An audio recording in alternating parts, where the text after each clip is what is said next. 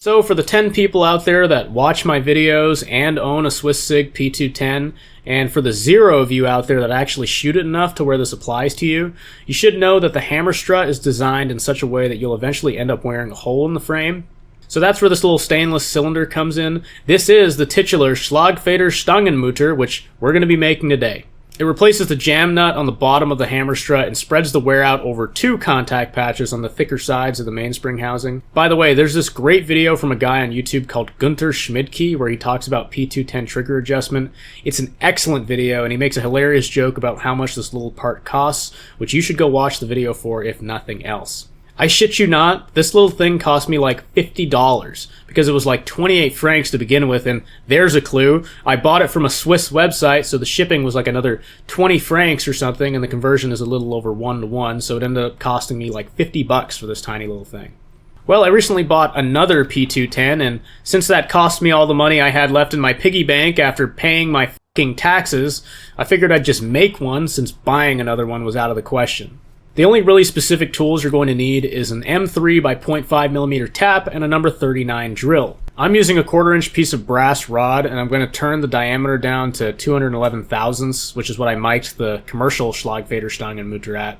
For the overall length, I'm just using a cheapo vernier caliper as sort of a go, no-go gauge, although I did mic it at 472 thousandths for the people that want to be super anal about it. The tolerances here are by no means rocket ship levels. I'm certain you could get this done with a piece of brass rod somewhere between 3/16 and 7/32 in diameter, the aforementioned tap and drill, and a hacksaw. Plus a file if you want to not be an animal.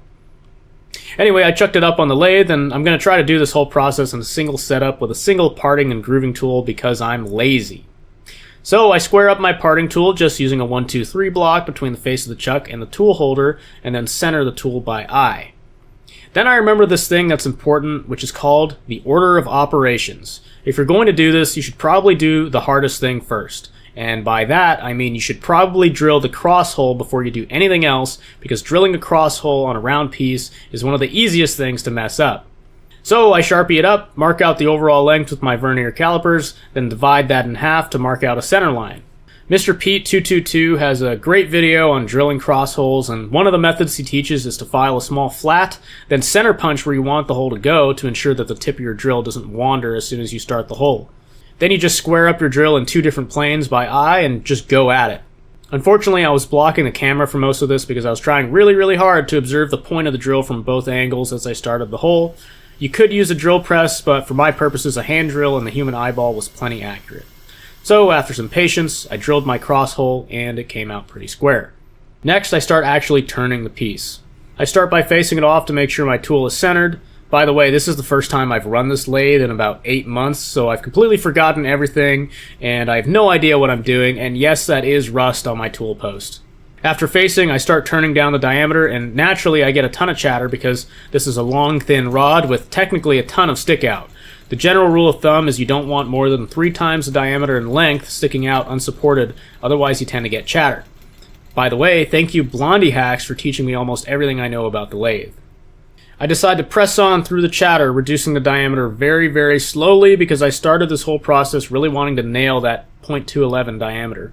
Again, it's probably not super critical, but it makes good practice.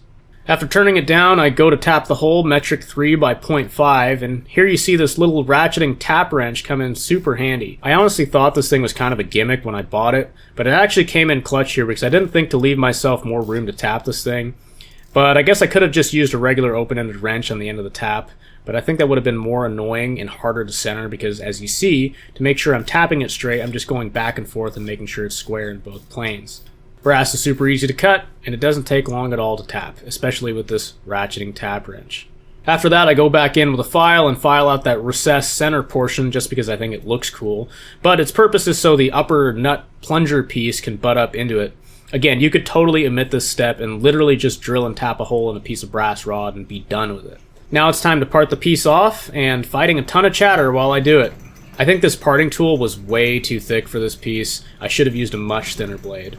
In any case, I start my parting cut, and once I'm down deep enough, I go in and chamfer that edge with a file, and also chamfer the outside edge, because chamfers are what separate us from the animals. And as Mr. Pete always says, if you are going to file on the lathe by hand, you absolutely need to have a file with a handle. It takes no time at all for that file to touch the jaws, and for you to end up with a file tang straight through your hand. After chamfering, I finish the part. But because I suck and it's chattering like crazy, it actually just breaks off when it gets to this point, so I have to chuck it up anyway, so there goes the one setup goal. I re-chuck it up, face off the little nubbin, and do a better job chamfering that edge that was previously inside my parting cut, and presto, Schlagfederstangen-Mutter. Anyways, that took me like an hour.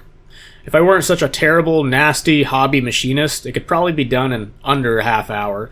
And if you did it absolutely bare bones with a piece of off-the-shelf brass rod with the right diameter, it could probably take you 15 minutes.